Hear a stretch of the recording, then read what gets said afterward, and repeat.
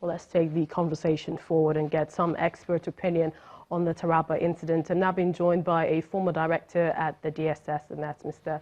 Mike Ejiofor. He joins us from Abuja Studios. Always a pleasure to have you on the program. Thank you for joining us. I mean, the question that all Nigerians, everyone is asking at home, the diaspora, is how does one of the best teams and highly trained IRT, intelligence response team members, end up being killed by the army?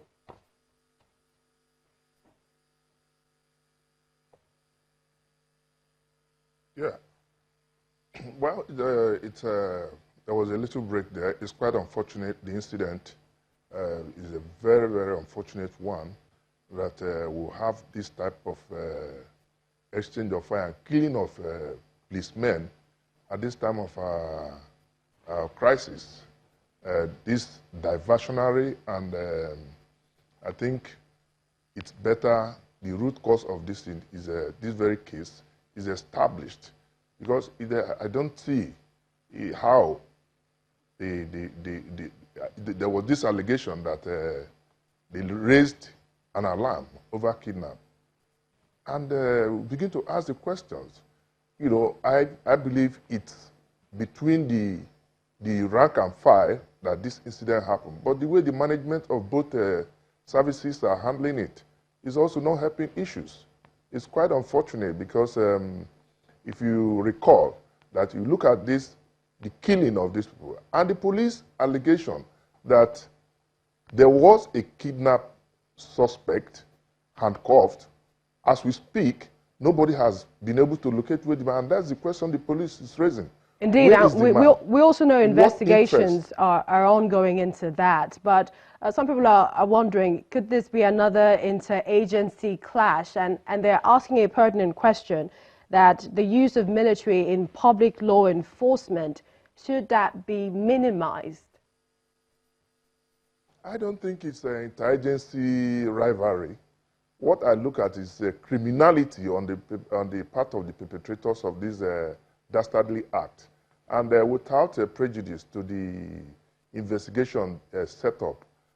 I think we must get to the root of this matter, because a lot of issues call to question the purpose, the intent of the perpetrators of this act, who are military people. That a vehicle was there, they opened fire on their killed a lot. But I watched the video, and it's not something we should now look at and sweep under the carpet. I don't look at it as interagency rivalry, but a conspiracy on part of the perpetrators.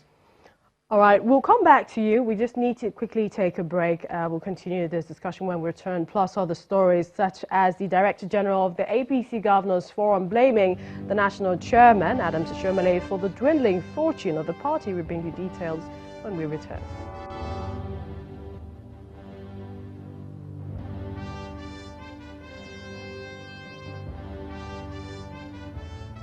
Welcome back to the program, and now to some of your stories in brief. We begin with the President's meeting with the Governor of Adamawa State, Amadu Fintiri, at the Presidential Villa, alongside some eminent citizens from the state, including the Secretary to the Federal Government, Mr. Boss Mustafa. The delegation, amongst other things, are seeking for upgrades of some tertiary institutions, a case that the President has asked the state government to put into writing for consideration. Elsewhere, the Cross River State House of Assembly, they've called on the state government to privatize some of its state-owned industries and enterprises, and this is with a view to sustaining the economic gains of the project beyond the administration of the initiators. The Speaker of the Cross River State House of Assembly, Honorable Williams Jones, says the law was passed in 2001 and said that the challenges faced in its implementation is the establishment of a working privatization board, which is essential for transparency in the process. Let's continue our discussion on the Taraba incident, and we still have a former director at the DSS, Mr. Mike Ejiofor. I would like to thank you for your patience and ask this final question. I mean, what should we be looking at for the future, weighing all of this that has just happened after the investigation? Do you see an overhaul of the security architecture, and that's if we have one, better relations with our security agencies, sister agencies, when it comes to intelligence sharing? and also the morale of policemen today. I'm sure this incident would have dampened their spirits. Yeah, you see, recently we've improved on interagency rivalry.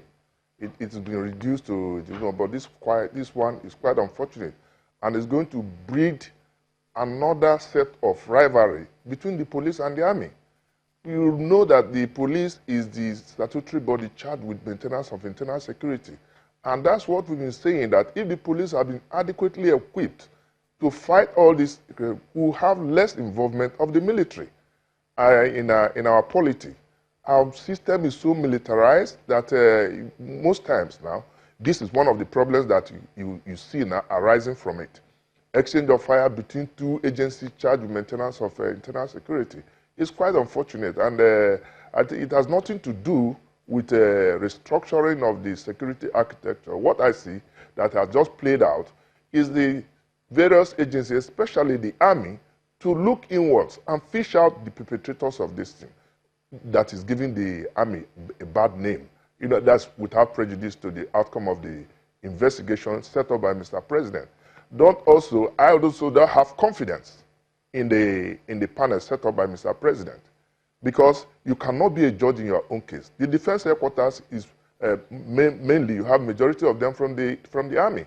So I expected that there should have been an administrative or judicial commission of inquiry to look into this matter with a view to making recommendations. This development is definitely going to dampen the morale of the police and generate a lot of bad and ill feelings between the army and the police. It's quite unfortunate. All right, we appreciate your time, Mr. Mike Ejiofor. Thank you for joining us on the program.